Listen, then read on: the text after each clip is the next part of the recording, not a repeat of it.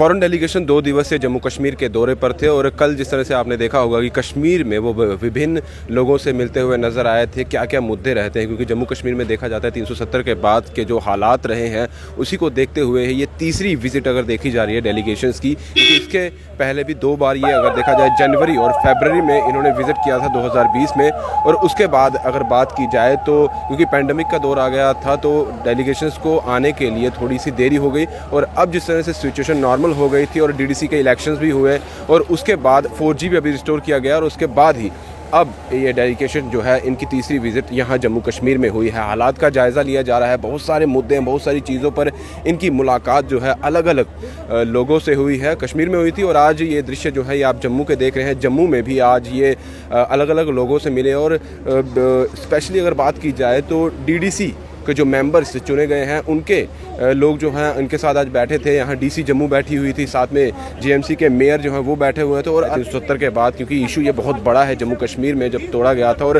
हालात बहुत ज़्यादा ऐसे देखे जा रहे थे कि संभालने में मुश्किलात ना हो जाए, कुछ अलग चीज़ें ना देखने को मिले, तो वो चीज़ें बाहर जो है पहुँचाना बहुत ज़रूरी है बाहर के लोगों की तरफ। और बाहर की जो डेलीगेशन है, क्योंकि यूरोपियन यूनियन ये डेलीगेशन है और इसमें अलग अलग कंट्रीज़ के लोग जो हैं 24 लोग जो हैं यहाँ पर आए हुए हैं और आज इनकी विज़िट ये ख़त्म हो रही है और इसके बाद ये अब वापसी इनकी अपनी अपनी कंट्रीज़ की तरफ हो जाएगी। और आज भी यहाँ पर इनकी मुलाकात हुई है, क्योंकि अभी आप देख रहे हैं कि रिसेंटली कितने ज़्यादा जो आतंकवादियों को जो है पकड़ा भी गया है। और कश्मीर में देखा जाए तो जब से स्पेशल स्टेटस जो है वो जम्मू कश्मीर से हटाया गया है तो उसके बाद की क्या हालात रहे हैं, कितने ज़्यादा दृश्य हैं, क्योंकि स्टोन पेल्टिंग कम हो गई, जो इन्फिल्ट्रेशन है उस पर भी काफ़ी ज़्यादा रोक लगा ली गई, आतंकवादियों पर नकेल कस दी गई। इस तरह के काफ़ी ज़्यादा जो है सहे काम जो है यहाँ के पुलिस फोर्स ने किए, आर्मी ने किए और यहाँ की एडमिनिस्ट्रेशन भी है जो हालात संभालने बनाने की और पूरा अपना जो है वो जोर लगा रही है। और इसी चीज़ों को लेकर आज इनकी यहाँ पर जम्मू में भी अलग अलग से मुलाकात हुई है। इस वक्त हमारे साथ सरपंच है, इन्हीं से बात करते हैं क्योंकि उन डेलीगेशंस के साथ जिनकी मीटिंग्स थी ये भी उन्हीं के साथ थी। मैम क्या बात रही, क्या खास बात रही उनके साथ जो आपकी चर्चा रही? हमारी जो खास बात हुई है स्पेशली जो लेडीज़ को लेके कि जो हम कंपेनिंग के टाइम बाहर निकले हैं, हमें का इस जो 370 टूटने के बाद कोई ऐसा खौफ था, ऐसा कुछ नहीं था, क्योंकि 370 जब टूटा है तो हमारे जम्मू कश्मीर के लोगों ने एक बहुत ही राहत की सांस ली है। और देखो आज जो 370 टूटा है उसका जो बेनिफिट हमें मिला है पंचायती राज को, हमारा 3 टायर जो सिस्टम था वो अच्छे से डेवलप हो गया है। आज हम बात करें कि अगर हमारी कोई पॉलिसीज़ आती हैं तो एज ए सरपंच मैं आपको ये थोड़ा एक्सप्लेन करूँगी। आज हमारे गाँव के बच्चे को पता है कि गवर्नमेंट की साइड से क्या पॉलिसीज़ आ रही हैं। ये जो 370 टूटने का सबसे बड़ा बेनिफिट हम आम जनता को यही मिला है। और उनका एक क्वेश्चन ये भी था कि यूटी को हमने अब हमारी यूटी बनी है तो स्टेट की कोई डिमांड हुई है, तो सबसे बड़ी बात यह है कि 370 टूटने के बाद जो हमारे आम नागरिक हैं वो इतने ज़्यादा खुश हैं कि उन्होंने स्टेट की अभी तक हमारे से कोई चर्चा नहीं की है। मैम आप ही उसमें थी, आप किस ओहदे पे हैं?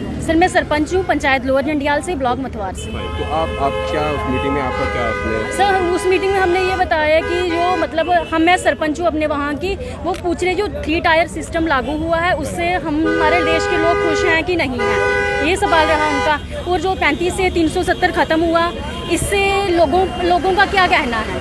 और हमने ये कहा कि जो 35 से और 370 हटने से जो हमारे रेफ्यूजीज़ हैं उन्हें पहली बार मौका मिला वोट डालने का और वो बहुत खुश हैं। और 33% जो रिजर्वेशन मिली है महिलाओं को आगे आने की, ये भी हमारे लिए बहुत खुशी की बात है। ओवरऑल देखा जाए तो इस मीटिंग का क्या बेनिफिट रहेगा आने वाले टाइम? देखो ओवरऑल हम सभी को पता है कि जब हमारा 370 हमारे जम्मू कश्मीर में था तो एक ये इंटरनेशनली एक ये मैसेज था कि जब जम्मू कश्मीर में 370 टूटेगा तो पता नहीं कौन सा भूकंप आ जाएगा। तो ये मैसेज हमारा आज हम जो मीटिंग में बैठे थे, हम डीडीसी मेंबर, चेयरपर्सन, हम सरपंच सभी बैठे थे। तो आज इस मीटिंग के दौरान एक हमारे इंटरनेशनली एक मैसेज आएगा कि जो हमारा 370 टूटा है वाकई उससे हमारे जम्मू कश्मीर के लोग बहुत खुश हैं। पूरी दुनिया का अगर देखा जाए, क्योंकि ये लोग जो है बाहर से आए हैं, अलग अलग कंट्री से आए हैं, तो कहीं ना कहीं एक अच्छा मैसेज ही जम्मू कश्मीर की तरफ से, यहाँ की आवाम की तरफ से जाएगा। देखो सबसे अच्छा मैसेज ये है कि जो हम वुमेन्स को 33% जो आरक्षण मिला है तो हम इसी के चलते आज हम आप मीडिया के तहत भी लोगों से पहचान में आ रहे हैं और इस बैठक के माध्यम से हम इंटरनेशनली अब जाने जाएंगे।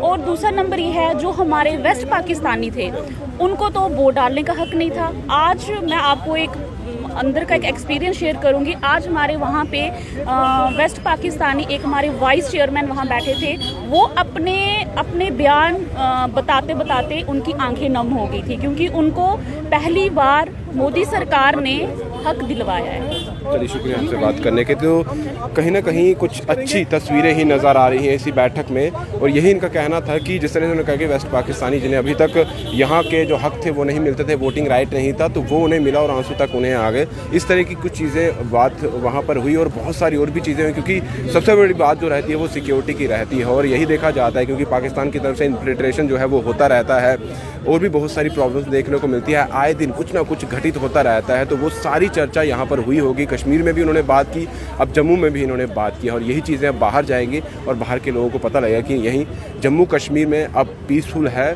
चीज़ें हालात जो हैं वो सामान्य हैं।